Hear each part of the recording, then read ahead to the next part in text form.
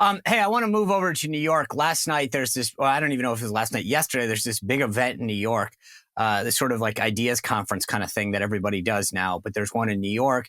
Andrew Ross Sorkin was moderating it. Kamala Harris was up there making word salads for lunch. But then he interviewed Elon Musk, and he was asking about this advertiser boycott that has happened among major corporations, Disney, Comcast, et cetera. Let me play for you a little clip of what Elon had to say. If somebody's going to try to blackmail me with advertising, blackmail me with money, go f*** yourself. But go f*** yourself. Is that clear? All right. So, Sarah, he made it very clear he doesn't seem to care about those advertisers in no uncertain terms. I know a lot of folks on the right cheered it, right? And I like, hey, go Elon. Some of them actually doubled down and said, hey, well, we'll give him money. We want to support him. But from a business standpoint, right? You have to, I mean, if he wants X or Twitter, whatever we're calling it now, to succeed, he does need advertisers, right? I mean, so where's the line between him showing strength and being like, go F yourself to these big advertisers, Bob Iger and others from Disney, and trying to make a good company. I mean, and trying to make the company succeed.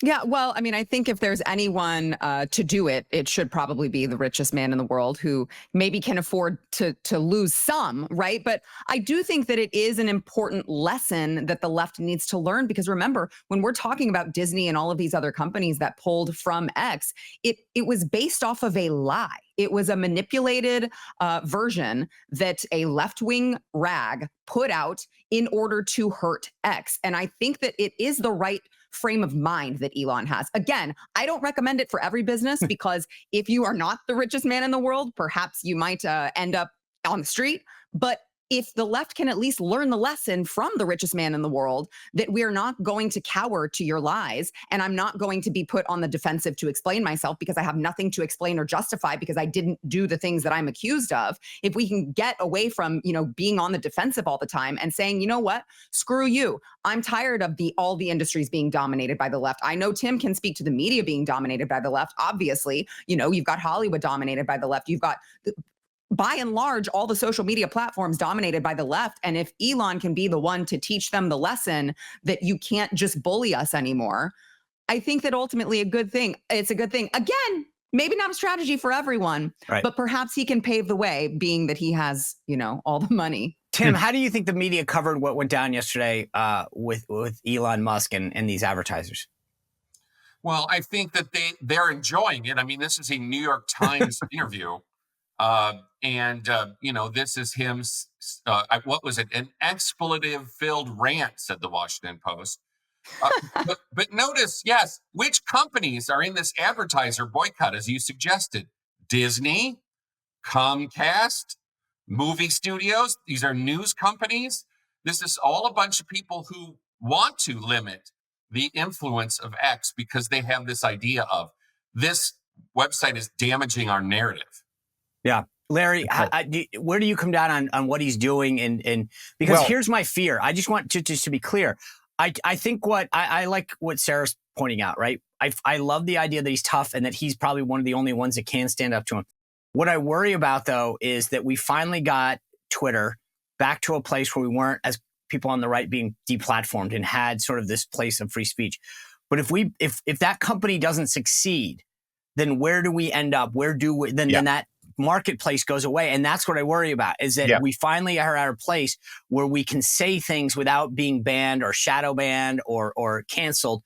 And if he takes it too far, then yes, we won and we don't have a platform. Yeah, I agree with you, Sean. Listen, it was cathartic, and the right was cheering him on. We talk about FU money. Well, apparently we should amend that. When you're Elon Musk, you've got GFU money, and that's what was on display there. But if you keep watching the interview, within another minute or two, he reveals that, X is going to collapse and shut down if the advertising boycott has its way. So this isn't about Elon Musk pumping in more money to prop this thing up despite not having advertising revenue. It's going to be demolished. And Elon said, we'll let the people of Earth decide and judge how this went. Well, that leaves us silenced. That leaves the left winning this fight. And as Tim just pointed out, Comcast is NBC. NBC News, MSNBC. Disney is ABC News. This forum was the New York Times. These are the people who censored the Hunter Biden laptop story. These are the people who benefit from news stories being censored and silenced, which results directly in election tampering, as we saw in 2020. This is deadly serious stuff. Yeah. And we're going to suffer because of it. I hope Elon Musk plays poker well here, and I hope that he's, really just calling their bluff. And I ultimately, hope so too, but he thinks that he's going to have this platform that the advertisers will come back to. Yeah, I think the point you're making is so smart that it's not Disney, it's ABC, it's not Comcast, it's MSNBC. People forget that those are like the cover, but this really is a media play. Tim, speaking of media plays, I want to switch. You guys had a really interesting story up on the Media Research Center's Newsbusters page yesterday, calling or bringing light News Nation's Dan Abrams, who was trying to call out some of these news organizations that are making this equivalency between the hostages, right? About how releasing an innocent young child versus, somebody who's committed a criminal act, which is what the Palestinians and Hamas are having Israel released to them, is not a sense of equivalency. And it's interesting that you have somebody like Dan Abrams, who's not just on News Nation, but he's the founder of Mediaite. He's worked at ABC as their chief legal analyst, calling these guys out, especially over at MSNBC, and saying, no, this isn't a one-for-one trade. There's no equivalency between what has happened. Hamas is a terrorist organization that took innocent lives, innocent children as hostages, and they are having Israel release convicted felons who have done bad things. Well, yeah, like attempted to stab a cop. This is one of the things they're not doing, is they're not telling you this person, what was this person accused of. Obviously, yeah, every hostage is an innocent person. They haven't committed a crime. But yeah, he was absolutely right to make that objection.